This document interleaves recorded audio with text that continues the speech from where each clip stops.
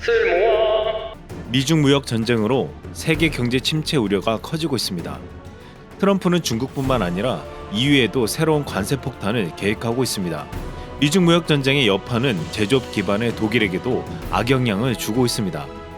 일본은 엔화 가치 상승으로 수출 기업들이 애를 먹고 있으며 소비세 인상으로 내수도 어려워지고 있습니다.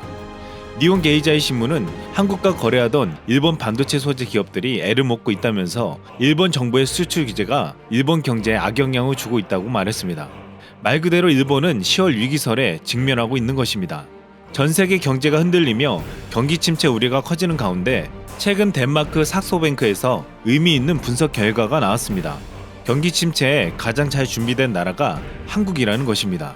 한국은 실질금리가 높은 데다 재정 흑자를 기록하고 있어 재정 지출 여력이 넉넉하다고 했습니다. 블룸버그 통신도 국제통화기금 자료를 인용해 주요 개도국 중 한국과 러시아만이 재정 흑자를 나타내고 있으며 국내 총생산 대비 흑자 비율은 러시아보다 한국이 더 크다고 했습니다. 또한 올해 한국은 2007년 이래 가장 큰 원화 채권 매수세를 보이고 있다고도 설명했습니다. 지난해 세계경제포럼에서 한국의 국가 경쟁력이 140개국 중 15위로 평가되었으며 거시경제 안정성에 대해서는 세계 1위로 평가되었습니다. 거시경제는 국민소득이나 물가 안정성, 실업률, 통화, 국제수지 등의 세부 항목을 포함하고 있습니다. 거시경제가 안정적이라는 말은 외부 충격이 왔을 때 완충장치를 많이 확보하고 있다는 말이었습니다. 한때 일본의 경제 도발로 인해 제2의 IMF가 오지 않겠느냐는 말이 많았지만 객관적인 평가에서 한국 경제는 굉장히 안정적으로 보인다는 평가였습니다.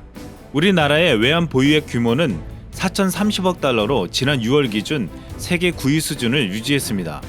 한국은 IMF 때보다 GDP가 3배 성장했고 외환 보유고도 20배나 늘었습니다. 최근 대한민국 대신용도는 일본보다 높습니다.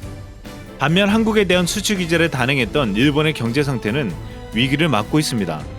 블룸버그가 최근 애널리스트를 대상으로 2019년 4분기 일본 경제 성장률을 설문조사한 결과 일본 경제는 2.7% 역성장할 수 있다는 결과가 나왔습니다. 최근 니케이 아시안 리뷰에 따르면 1243개 상장 기업들의 지난 2분기 순이익은 지난해 같은 기간에 비해 14%나 준 것으로 나타났습니다. 한국에 대한 수출 규제도 일본 경제에 도움이 되지 못하고 있습니다. 지난 8월 일본 모타니 일본 종합연구소 수석연구원은 마이니치 칼럼을 통해 자국 수출 규제는 일본의 국익에 도움이 되지 않는 스트레스 해소용일 뿐이라고 비판했는데 현재 가장 스트레스 많이 받고 있는 나라는 일본입니다. 한국 기업들은 일본 수출 규제에 부품과 소재 국산화에 성공하고 일본이 아닌 다른 대체 공급처를 찾았습니다. 결국 피해를 본 것은 일본 기업들이었습니다. 여러 번 경제 위기를 극복했던 한국은 어느 국가보다 잘 준비되어 있었고 어떤 나라도 쉽게 흔들 수 없다는 것을 보여주었습니다.